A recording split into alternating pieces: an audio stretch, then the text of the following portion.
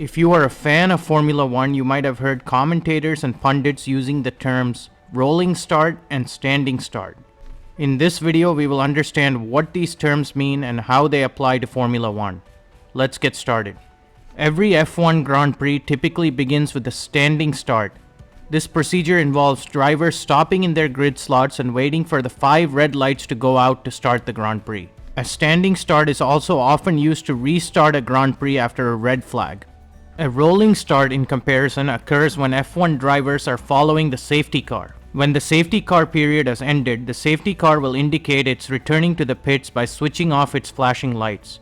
When the pack of cars gets to the end of the lap, the leading driver becomes the pace setter.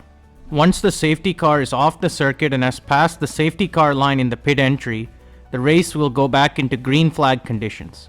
At this point, the race leader dictates the pace until the start-finish line, after which overtaking is allowed. Note that the race leader cannot drive erratically before the start-finish line, so behavior such as brake checking the driver behind is not allowed. Rolling starts are featured more in IndyCar and NASCAR than in Formula One. The only time when a rolling start is used is when there has been a safety car period or when the race director deems the race should start or restart behind their safety car due to inclement weather.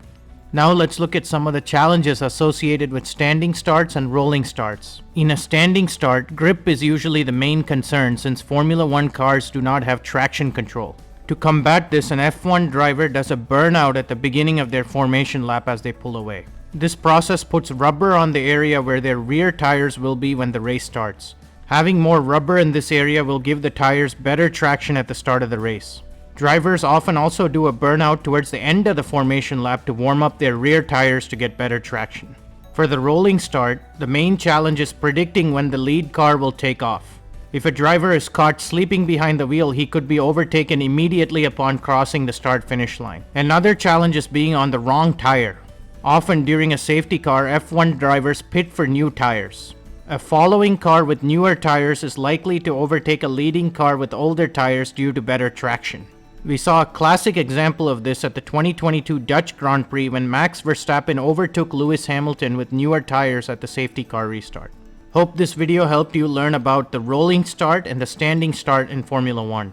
Thanks for watching. Make sure to like this video and consider subscribing to the channel for more great Formula One content.